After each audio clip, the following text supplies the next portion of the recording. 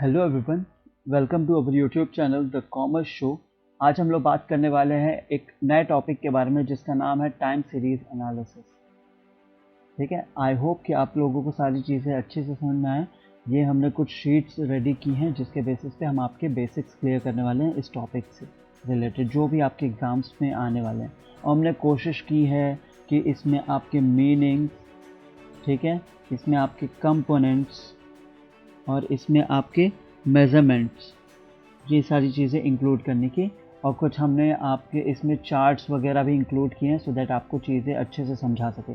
तो हमारे साथ लास्ट तक बने रहिए और अच्छे से अपने इस कंसेप्ट को क्लियर करने की पूरी कोशिश करिए। ठीक है, चलिए अब हम लोग आगे बढ़ते हैं नेक्स्ट स्लाइड पे और स्टार्ट करते हैं अपना टाइम सीरीज एनालिसिस। तो सबसे पहले हम लोगों को चीज़ें समझना पड़ेगा कि ये जो टाइम सीरीज एनालिसिस है इसका मतलब क्या है। देखिए यहाँ पर आपको साफ साफ शब्दों में दिख रहा होगा, it is simply a series of data points arranged और ऑर्डर्ड इन टाइम। सीन कुछ ऐसा है कि जब भी हम डेटा को टाइम के अकॉर्डिंग अरेंज करते हैं या फिर ऑर्डर में लगाते हैं तो वो आपका टाइम सीरीज कहलाता है। ठीक है, टाइम के अकॉर्डिंग हम लोग डेटा को लगाते हैं। ठीक है, तो मतलब समझ लीजिए अभी हम यहाँ पर आपको एक चीज़ समझा रहे हैं, एक तो टाइम हो गया और एक हो गया आपका डेटा। ठीक है, कुछ भी तो टाइम के अकॉर्डिंग हम लोग डेटा को क्या कर रहे हैं, अरेंज कर रहे हैं। ठीक है, इसका मतलब टाइम जो है वो आपका इंडिपेंडेंट है और ये जो डेटा है ये आपका डिपेंड है टाइम पर। ठीक है, तो मतलब जैसे आप लोग जब स्कूल जाते थे, मतलब हम सभी जब स्कूल जाते थे तो फिर आपका होता था ना first period, second period, third period, fourth period. तो ये फोर्थ पीरियड कब होता था, ये कैसे डिसाइड होगा, ये डिसाइड किया जाता था टाइम के अकॉर्डिंग। ठीक है, कि क्या नाम है 12 बजे से हमारा फोर्थ पीरियड स्टार्ट होगा या फिर 1 बजे हमारा सेवन्थ पीरियड स्टार्ट होगा। ये टाइम स्लॉट डिवाइड कर दिया जाता था, स्लॉट बना दिया जाता था कि ये वाला पीरियड इस टाइम होगा, ये वाला पीरियड इस टाइम होगा, ये वाला पीरियड इस टाइम होगा। तो वो भी आपका टाइम सीरीज़ का एक एग्जाम्पल हो गया। अभी ठीक है, अभी एक और चीज़ आपको समझने की ज़रूरत है। जैसे कि हम लोगों को, सभी लोगों को पता है कि हम लोगों को कब जागना है, कब हम लोग को सोना है। ठीक है, तो ये हम लोग को कैसे डिसाइड करते हैं, हम लोग को कैसे पता होता है, क्योंकि हम लोगों का टाइम डिसाइड है कि मॉर्निंग का क्या टाइम है, नाइट का क्या टाइम है। ठीक है, तो जब हम लोग अपनी एक्टिविटीज़ को, ठीक है ध्यान से सुनिएगा, जब हम लोग अपनी एक्टिविटीज़ को टाइम के अकॉर्डिंग हम लोग क्या करते हैं, अरेंज करते हैं या फिर ऑर्डर करते हैं। ठीक है, तो फिर उसको हम लोग क्या बोलते हैं, टाइम सीरीज़। ठीक है, और अब जब इन्हीं सब एक्टिविटीज़ को जब हम लोग एनालाइज करेंगे तो यही आपका हो जाएगा time series analysis. I hope कि आपको चीज़ें समझ में आई होंगी। लाइए अब आगे पढ़ते हैं, एक बार दोबारा पढ़ लेते हैं। It is simply a series of data, ठीक है, it is simply a series of data points ordered और अरेंज्ड इन टाइम। ठीक, और नेक्स्ट पॉइंट भी आपका वही हो गया, time is an independent variable. देखिए टाइम डिपेंड नहीं रहता किसी चीज़ पर, इसलिए टाइम को क्या बोला गया है, टाइम को बोला गया है इंडिपेंडेंट। ठीक है, और बाकी चीज़ें क्या होती है, टाइम पर डिपेंडेंट होती हैं। तो बाकी चीज़ों को क्या बोला जाएगा, वो आपके डिपेंडेंट हो जाएंगे। ठीक है, और जो आपका टाइम है वो आपका इंडिपेंडेंट होगा। ये बात आपको ध्यान रखनी पड़ेगी। अब ऐसा टाइम को हम लोग इंडिपेंडेंट क्यों बोलते हैं, एक तो देखिए टाइम किसी पर डिपेंड नहीं रहता इसलिए इंडिपेंडेंट, प्लस ये भी है ना कि टाइम को आप अपने अकॉर्डिंग रोक नहीं सकते हो ना, आप उसको कांस्टेंट नहीं बना सकते हो, उसको रोक नहीं सकते हो, आप उसको मैनेज बस कर सकते हो। उसके अकॉर्डिंग ही आपको चीज़ों को क्या करना पड़ेगा, सेटल करना पड़ेगा या स्लॉट प्रोवाइड करना पड़ेगा। आप टाइम को ना रोक सकते हो ना टाइम को वापस से मतलब रीशेड्यूल कर सकते हो कि हाँ मुझे ये वाला टाइम मेरा वेस्ट हो गया है, मैं इस टाइम को दोबारा से यूटिलाइज करूँगा। इसीलिए बोला जाता है ना time and tide wait for none. ठीक है, तो ये समझ आ गया। आगे हम लोग देखते हैं, each data is preceded and followed by another and has a time stamp that determines the order of the data. अभी जैसे फर्स्ट पीरियड के बाद सेकेंड पीरियड होना है, सेकेंड पीरियड के बाद थर्ड पीरियड होना है, फिर उसके बाद एंड सो ऑन। ठीक है, तो आपको कैसे पता चल रहा है, देखिए थर्ड पीरियड कब होगा ये कैसे पता चलेगा, जब सेकेंड पीरियड हो जाएगा। तो यहाँ पर वही बोला गया है कि हर एक एक्टिविटी, ठीक है, उसके पास अपना खुद का एक टाइम स्टैम्प होता है और जिसकी हेल्प से, मतलब जो टाइम उस एक्टिविटी को अलॉट किया जाता है उसकी हेल्प से वो क्या करता है, वो एक ऑर्डर में अरेंज हो जाता है। ठीक है, अभी जैसे थर्ड पीरियड कब होगा, हमेशा सेकेंड पीरियड के बाद ही होगा। ठीक है, आपका जो सोने का समय कब होगा, जब शाम हो जाएगी उसके बाद, यानी कि 10 बजे के बाद आपका सोने का टाइम होगा, या फिर वो आपके ऊपर ही है। ठीक है, इस टाइप का सीन है। चलिए नेक्स्ट स्लाइड पे चलते हैं। अब हम लोग यहाँ क्या देखिएगा, कंपोनेंट्स। ठीक है, components of time series analysis. यहाँ पर आपको 4 पॉइंट्स दिखेंगे, trend, seasonality, cyclical and residual. एक एक करके हम लोग चारों पढ़ेंगे। छोटा छोटा हमने इसमें प्रोवाइड किया ताकि आपका कंसेप्ट क्लियर हो। ये हम एक बात आपको अच्छे से समझाना चाह रहे हैं, आपका कंसेप्ट क्लियर होना चाहिए, बाकी वहाँ लिख तो आप वैसे भी लोगे, ठीक है। तो कंसेप्ट हम लोग चलो क्लियर करते हैं, स्टार्ट करते हैं। The trend component represents the long-term behavior of the time series. It captures the overall direction and pattern of the data. देखो, किसी चीज़ को हम लोग ट्रेंड कब कहते हैं? जब वो लॉन्ग टर्म बिहेवियर हो, ठीक है। ये आपका की पॉइंट है, आपको इस की पॉइंट को, इस टर्म को ध्यान रखना पड़ेगा जब भी आप ट्रेंड को डिफाइन करोगे, ठीक है। The trend component represents the long term behaviour of the time series. अगर कोई टाइम सीरीज है, ठीक है, उसमें कोई ऐसी एक्टिविटीज़ है जिसका जो बिहेवियर है वो लॉन्ग टर्म का है, तो इसका मतलब वो ट्रेंड सेट हो जाएगा, ठीक है। ये क्या करता है, ये ओवरऑल डायरेक्शन को कैप्चर कर लेता है और पैटर्न को कैप्चर कर लेता है, जिसकी हेल्प से ये लॉन्ग टर्म में बिहेव कर पाता है, तभी तो ये ट्रेंड कहलाता है, ठीक है। नेक्स्ट पॉइंट है हमारा सीजनैलिटी। सीजनैलिटी क्या बोलता है? देखो यहाँ पर हम क्या करते हैं, यहाँ पर एक्टिविटीज़ को हम लोग डिवाइड कर लेते हैं किस बेसिस पे, डेली, वीकली, मंथली और एनी अदर रिकरिंग पैटर्न। मतलब एक पैटर्न सेट हो जाता है, ठीक है, कि क्या नाम है, इतने इतने दिनों के बाद ये एक्टिविटीज़ होनी है। जैसे अभी ये सीन है ना कि क्या नाम है, 3 महीने अभी आपकी गर्मी चलेगी, 4 महीने ठंड चलेगी, फिर उसके बाद आपका स्प्रिंग सीज़न आ जाएगा, सीज़न डिसाइड हो जाता है, ठीक है। या फिर ऐसा कि आप गर्मी में चलाओगे AC, ठीक है, ठंड में चलाओगे आप हीटर, इस टाइप का सीन, ठीक है। अभी जैसे ये भी तो होता है ना कि गर्मियों में आप जाओगे ऐसी जगह पर जहाँ पर ऐसे एरियाज जो कि बहुत ठंडे हैं, ठीक है, ठंड में ऐसी जगह जाओगे जहाँ पर थोड़ी सी गर्मी है, जहाँ थोड़े वार्म प्लेसेस है। तो सीज़न के बेसिस पर, यानी कि क्या नाम है, देखो यहाँ पर पढ़ लेते हैं, हम लोग को अच्छे से समझा जाएगा। The seasonal component captures regular patterns that occur with in fixed interval. मतलब एक इंटरवल पहले से फिक्स है कि हाँ इस टाइम पर ये चीज़ें होने वाली हैं, ठीक है।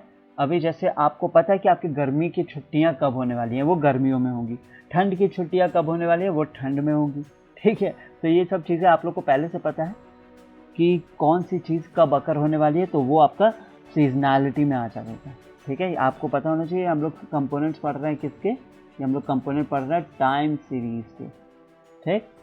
नेक्स्ट है हमारा साइक्लिकल। साइक्लिकल का क्या सीन है? The cyclical component represents the fluctuations that do not have a fixed period, ठीक है। इसमें क्या होता है, ये जो भी fluctuations होती हैं, ठीक है, fluctuations that do not have a fixed period, ये बात आपको ध्यान रखनी पड़ेगी साइक्लिकल में, कि जो भी fluctuations हो रहे हैं वो फिक्स नहीं होता है, आपको उसके बारे में नहीं पता रहता है कि हाँ ये चीज़ कब होने वाली है या फिर किस टाइम पर होने वाली है, ठीक है। These fluctuations are often influenced by the economic, social or political factors that can span multiple years। मतलब ये देखो, ये इन्फ्लुएंस होता है, ठीक है, इसमें जो भी एक्टिविटीज़ इंक्लूड होंगी वो इन्फ्लुएंस होती है किससे, इकोनॉमिक, सोशल और पॉलिटिकल बिहेवियर से, और ये बहुत सालों तक भी रह सकती हैं, ठीक है।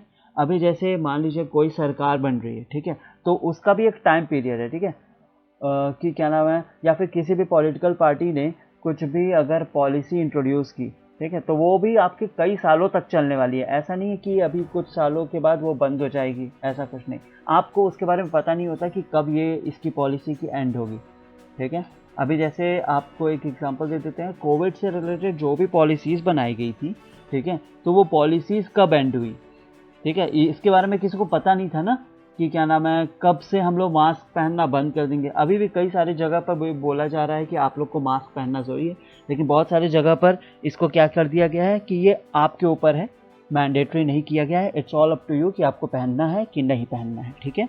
फिर उसके बाद हमारा नेक्स्ट पॉइंट है रेसिडुअल, ठीक है। द रेसिडुअल और error term represents the random fluctuations or noise that the other components cannot explain। अब देखिए, ट्रेंड, सीजनैलिटी,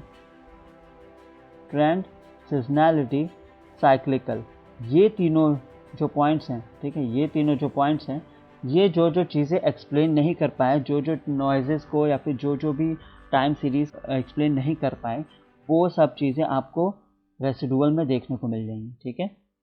अब इसको दोबारा पढ़ते हैं इसको। द रेसिडुअल और error term represents the random fluctuations और noises that the other components can not explain. It is the leftover variation in the data after removing the trend, seasonality and cyclical patterns। बस आपको ये ध्यान रखना है कि trend analysis, seasonality और cyclical में जो जो चीज़ें आप नहीं एक्सप्लेन कर पाए हो वो सारी चीज़ें आप एक्सप्लेन कहाँ कर सकते हो, रेसिडुअल में। वो सारी चीज़ें इंक्लूड होंगी किसमें, रेसिडुअल में। जो जो पॉइंट्स आपके ट्रेंड, सीजनैलिटी और साइक्लिकल में इंक्लूड नहीं हो पाए हैं वो आपके इंक्लूड होंगे रेसिडुअल में। ठीक है, यहाँ पर सब साफ साफ लिखा हुआ है, it is the left over variation in the data after removing the trend, seasonality and cyclical pattern. कोई भी जो डेटा है, ठीक है, उसमें जो भी वेरिएशंस आ रही हैं, ठीक है, वो ट्रेंड, सीजनैलिटी और साइक्लिकल को हटाने के बाद जितने भी वेरिएशंस बच रहे हैं वो सारे के सारे आपका किस में इंक्लूड होंगे, रेसिडुअल में इंक्लूड होंगे। ठीक है, ये चीज़ था। 4 पॉइंट्स हैं, चारों हमने एक्सप्लेन कर दिए हैं। चलिए अब हम लोग चलते हैं नेक्स्ट पॉइंट। तो यहाँ पर अब हम लोग को देखना है मेजरमेंट ऑफ ट्रेंड्स। ठीक है, ये भी हमारे एग्जाम के पर्सपेक्टिव से बहुत ज़्यादा इंपॉर्टेंट है। तो फर्स्ट है हमारा फ्री हैंड और ग्राफिक मेथड, सेकेंड है मेथड ऑफ सेमी एवरेजेस, फिर उसके बाद है मेथड ऑफ मूविंग एवरेजेस, फिर उसके बाद है मेथड ऑफ लीस्ट स्क्वायर्स। हमारे एग्जाम पॉइंट ऑफ व्यू से मेथड ऑफ सेमी एवरेजेस अभी उतना इंपॉर्टेंट नहीं है, तो बाकी तीनों हम लोग देख लेते हैं डिटेल में। ठीक है, और कोशिश करेंगे कि आपके सारे कंसेप्ट क्लियर हो जाएं। ठीक है, देखिए हम लोग का फर्स्ट पॉइंट है फ्री हैंड और ग्राफिक मेथड। ठीक, एक एक करके पढ़ते हैं, फिर उसके बाद इसके चार्ट से भी हम लोग कोशिश करेंगे चीज़ों को समझने की। ठीक है, it is the simplest and most flexible method for estimating a trend. We will see the working procedure of this method. ठीक है, अब यहाँ पर क्या बोला है, देखो सबसे इम्पॉर्टेंट पॉइंट इसमें क्या है, ये सबसे सिंपल और सबसे ज़्यादा फ्लेक्सिबल मेथड है किसी भी ट्रेंड को एस्टिमेट करने के लिए। ये बात ध्यान रखिएगा ना कि ये जो हम लोग पढ़ रहे हैं ये मेजरमेंट है। मेजरमेंट किसका, ट्रेंड का। ठीक, तो यहाँ पर अब हम लोग देख लिए कि क्या नाम है, इसका मतलब क्या है, और फिर अब हम लोग देखते हैं कि इसका प्रोसीजर क्या है। बोल रहा है plot the time series data on a graph, draw a free hand smooth curve joining the plotted points, examine the direction of the trend based on the plotted points, draw a straight line which will pass through the maximum number of plotted points। ठीक है, देखिए अभी आपको लग रहा होगा ये procedure में क्या ही समझा दिया है, कुछ समझ में नहीं आ रहा। ठीक है, चलिए इसको इजी बना देते हैं और हम लोग आगे देखते हैं। अब आपको एक ग्राफ शो कर रहा है, इस ग्राफ से आपको चीज़ें समझ में आएंगी। ठीक है, तो यहाँ क्या सीन है, देखो एक ध्यान से देखना, चीज़ें समझ आएंगी। Fit a trend line by method of free hand method for the given data. ठीक है, फ्री हैंड बोले तो वही आपका ग्राफिक मेथड। ठीक है, तो यहाँ पर क्या दिया हुआ है, क्वेश्चन दिया हुआ है, ईयर दिया हुआ है और आपके सेल्स दिए हुए हैं 2001 से लेकर के फिर आपका 2007 तक दिया हुआ है, और सेल्स दिया हुआ है आपका ये करोड़ में, समझ लो 30, 46, 25, 59, 40, 60, 38, 65। ठीक है, अब हम लोग को क्या करना है, ऐसा ही एक ग्राफ रेडी कर लेना है। ठीक है, वाई बना लेना है और फिर एक्स एक्सिस बना लेना है। ठीक, फिर इसके बाद क्या करना है, फिर अब हम लोग को प्लॉट करना है। जैसे 2000 है तो नीचे देख लो 2000, फिर यहाँ पर प्लॉट कर दिया, फिर 46 यहाँ प्लॉट कर दिया, यहाँ प्लॉट कर दिया, यहाँ प्लॉट कर दिया, यहाँ प्लॉट कर दिया, यहाँ प्लॉट कर दिया, यहाँ प्लॉट कर दिया, यहाँ प्लॉट कर दिया। ठीक है, जैसे जैसे ऊपर यहाँ पर डेटा दिया हुआ है और ईयर दिया हुआ है उसके अकॉर्डिंग हम लोग क्या करेंगे, चीज़ों को प्लॉट कर देंगे। ठीक, जब हम लोग प्लॉट कर देंगे तो फिर उसके बाद हम लोग क्या करेंगे, जैसे जैसे वो इंक्रीज़ हो रहा है ईयर वाइज, वैसे वैसे हम लोग क्या करेंगे, यहाँ पर इन सभी पॉइंट को हम लोग क्या करते जाएंगे, यहाँ पर हम कनेक्ट करते जाएंगे। और जब हम लोग कनेक्ट करेंगे ना तो हम लोग को थोड़ा बहुत आइडिया हो जाएगा कि ये आगे बढ़ रहा है, ऊपर जा रहा है, नीचे जा रहा है, दाएँ जा रहा है, बाएँ जा रहा है, किधर जा रहा है, हमको उसका आइडिया मिल जाएगा। तो फिर हम लोग को वो देखना है। और जब एक बार हम लोग क्या कर लेंगे, एक बार जब हम लोग इसके डायरेक्शन वगैरह देख लेंगे तो फिर हम लोग को क्या करनी है, ऐसा एक मिड से पॉइंट वो ड्रॉ करना है जो हम लोग को क्या करे, वो सारे के सारे उन पॉइंट्स को जो हमने डायरेक्शन बनाया है, जो कनेक्टिंग पॉइंट्स हैं, उन सारे के सारे पॉइंट्स को क्या करता जाए, आपका इंटरसेक्ट करके निकले। ठीक है, तो यही आपका क्या हो जाएगा, ट्रेंड लाइन सेट हो जाएगा कि हाँ इस बेसिस पे ये आपका ट्रेंड लाइन है, मतलब ऐसे ऐसे वो डेटा आगे बढ़ रहा है। ठीक है, एक बार फिर से अभी देखो, आपने यहाँ पर समझ लिया ना, एक बार यहाँ पर ये पॉइंट देख लेते हैं तो आपको समझ में आ जाएगा। Plot the time series data on graph, ठीक है, टाइम सीरीज हमने डेटा पे प्लॉट कर दिया, डेटा प्लॉट कर दिया ग्राफ पर। तो free hand smooth curve joining the plotted points, points को हम लोग क्या कर दिया था, हमने कनेक्ट कर दिया था। फिर उसके examine the direction of the trend based on the plotted points. फिर हम लोग देख ले रहे हैं कि क्या नाम है, पैटर्न क्या है। फिर उसके बाद लास्ट में हम लोगों ने क्या किया, एक ऐसी लाइन वहाँ पर हमने ड्रॉ की जो क्या करेगी, बाकी के पॉइंट्स को इंटरसेक्ट करेगी, ठीक है।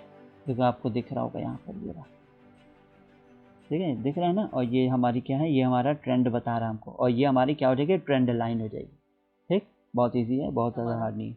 नेक्स्ट है हमारा मेथड ऑफ मूविंग एवरेजेस, ठीक। इसमें देख लेते हैं method of moving averages gives a trend with a fair degree of accuracy. In this method, we take arithmetic mean of the values for a certain time span. The time span can be 3 years, 4 years, 5 years, and so on depending on the data set and our interest. We will see the working procedure of this method. इसमें क्या है कि moving averages method gives a trend with a fair degree of accuracy. यहाँ पर आपको ये ध्यान रखना है, सबसे फेयर डिग्री ऑफ एक्यूरेसी आपको इस वाले एवरेज मेथड में मिल जाएगा।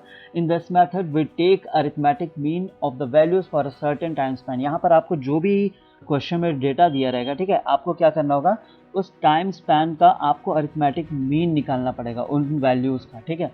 अब वो टाइम स्पैन आप कैसे डिसाइड करोगे, चाहे वो आपका 3 साल का भी आप ले सकते हो, 4 साल का भी आप ले सकते हो, it's all up to you, ठीक है। 2 साल का नहीं लेना होता है, 3 साल का, 4 साल का, 5 साल का, वो आपके डेटा पर डिपेंड करता है और आप इंटरेस्ट पर डिपेंड करता है, ठीक है।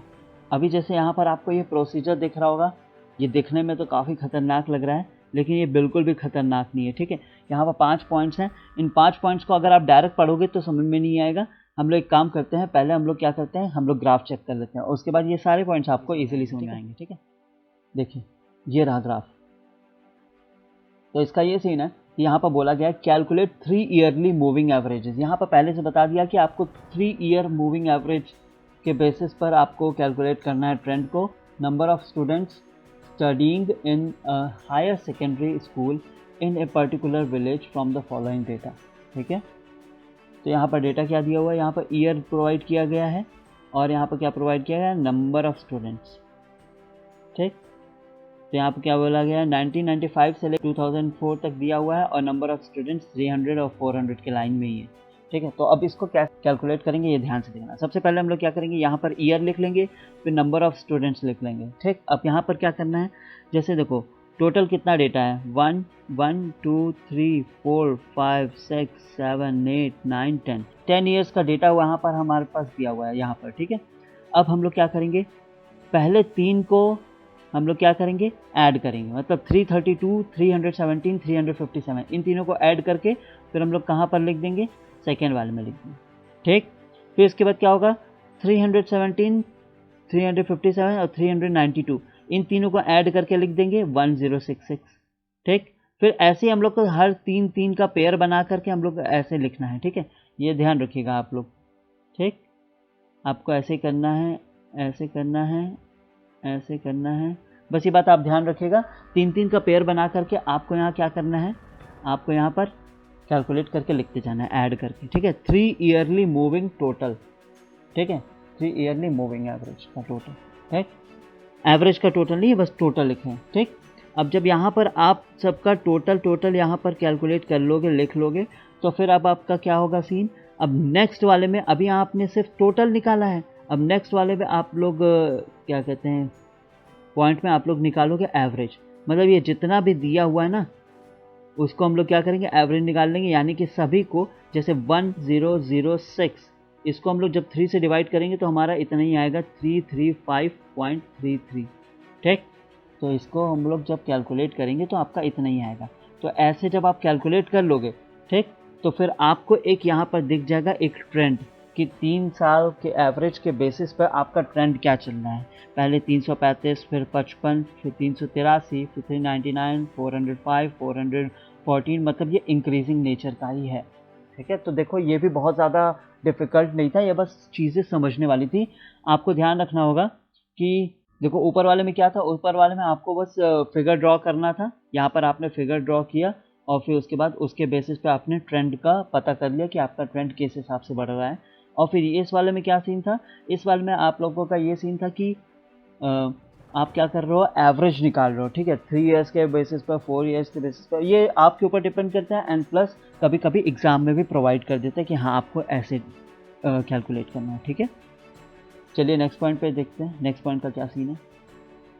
नेक्स्ट हमारा लास्ट पॉइंट है ट्रेंड के मेथड्स का, मेथड ऑफ लीस्ट स्क्वायर्स। ये भी आपके लिए बहुत अच्छा पॉइंट है। इस बार इसमें आपको बस मेन आपको ध्यान रखना है, देखो ये भले मैथमेटिकल टेक्निक है लेकिन आपके एग्ज़ाम के पर्सपेक्टिव से इसमें ये आपका थ्योरेटिकल बेसिस पे ही आना चाहिए, ठीक है। तो यहाँ पर पढ़ लेते हैं हम लोगों का क्या सीन है। The method of least squares is a mathematical technique. देखो यहाँ पर की पॉइंट्स ध्यान रखना कि क्या की पॉइंट्स हैं। The method of least squares is a mathematical technique used to find the best fitting line और curve through a set of data points. इसमें ये क्या ध्यान रखना आपका, ये line of best fit, line of best fit को बताता है, ठीक है, ठीक। मेथड ऑफ लीस्ट स्क्वायर्स ये लाइन ऑफ बेस्ट फिट को बताता है।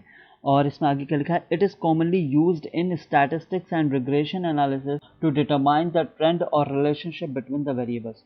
ये किस लिए यूज किया जाता है ये भी आपको ध्यान रखना पड़ेगा। ये स्टैटिस्टिक्स और रिग्रेशन एनालिसिस में यूज किया जाता है with an order to determine the trend, कि ट्रेंड क्या चल रहा है, वही हम लोग पढ़ रहे हैं ना, ट्रेंड का मेजर, तो आप लोग को ये तो लिखना ही पड़ेगा।